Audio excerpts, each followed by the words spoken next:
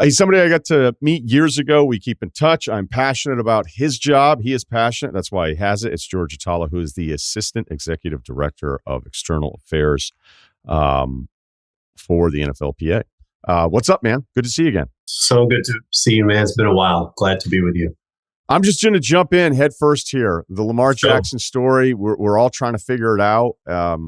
And J.J. Watt had a tweet yesterday where he was just kind of like, why are so many teams, and specifically the owners, okay just announcing why they have no interest in Lamar Jackson and then never being specific, which is something that you pointed out that, hey, this is really important. So let's just start at the beginning.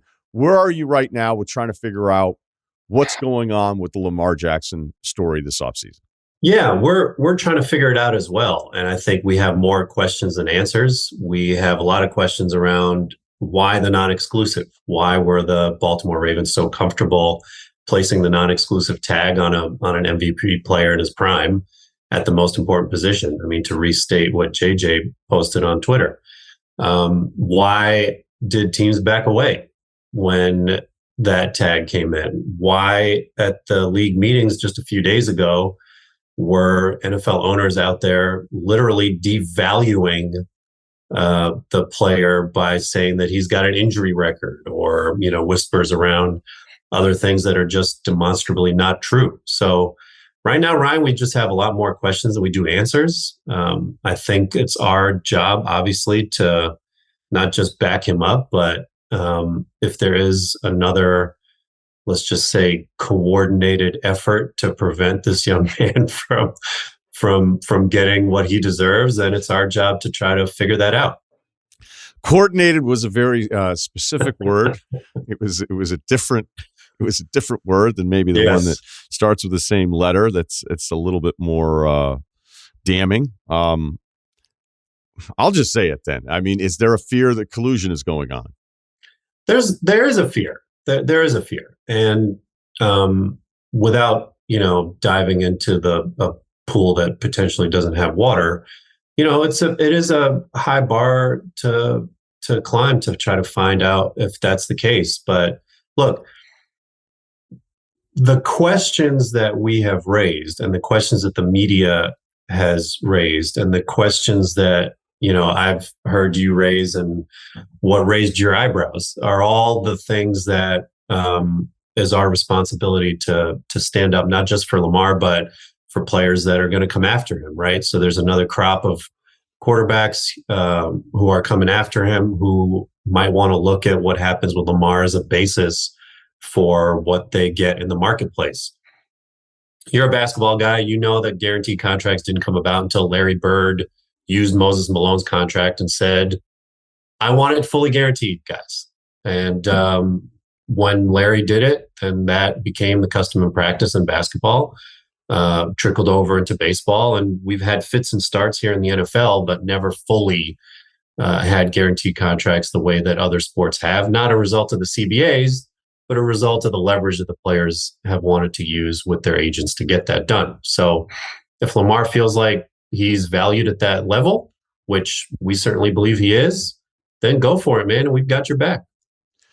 How do you think DeSean Watson's contract then being fully guaranteed, $240 million, how do you think that has influenced the way players view themselves?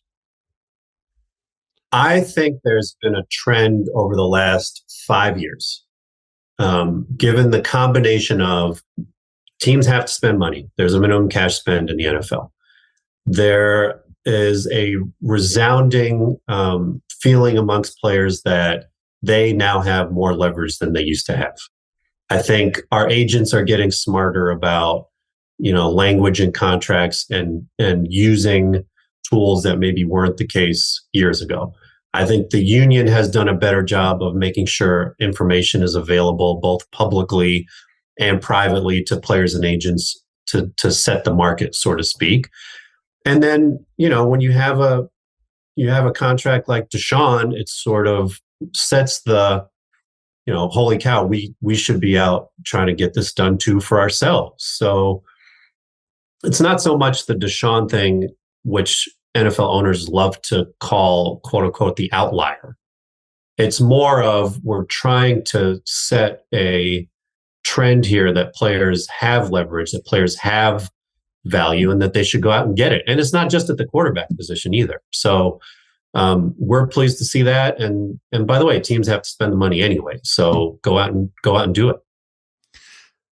The franchise tag, I remember as a fan loving it because it meant my favorite player would always stay unless he wasn't good anymore.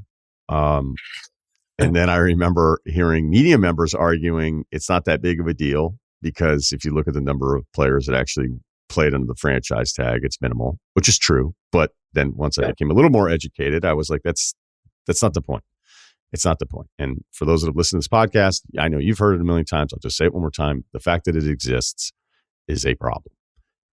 Is there ever during CBA negotiations, could you give us a sense of how little, was my guess, momentum there is of the player side going, we need to fix this mechanism. We need to actually eliminate this mechanism so that it doesn't exist, so that it doesn't suppress really what true free agency would be, where if Lamar were a true free agent or other top quarterbacks are true free agents, we'd have more contracts that would reflect DeSean Watson. But we're still kind of in this like transitionary period where we don't have to guarantee all of it. And again, that's another debate about guarantees and what it would mean the first 3 years, which I'm not trying to get bogged down in. But of the to-do list that the Players Association wants you to focus on, I mean, my guess is it's not a major priority because of the 1,700 plus players. There's very few that care because they know it's not really ever going to impact their career. They do care, and I don't want to diminish the tag as a an issue that needs to be fixed or eradicated altogether. I don't want to diminish that. It's been in place since 1993. So let's just start there. Every CBA, we've done whatever we can as a union to chip away at the nature of the tag as a restrictive mechanism for players.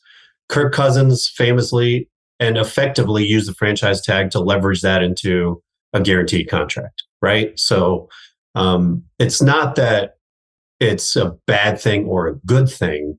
I think, Ryan, when we're talking about these issues, the context of how all of them fit together and how players and agents and the union, candidly, need to flex in order to make those more beneficial to players than they were to owners.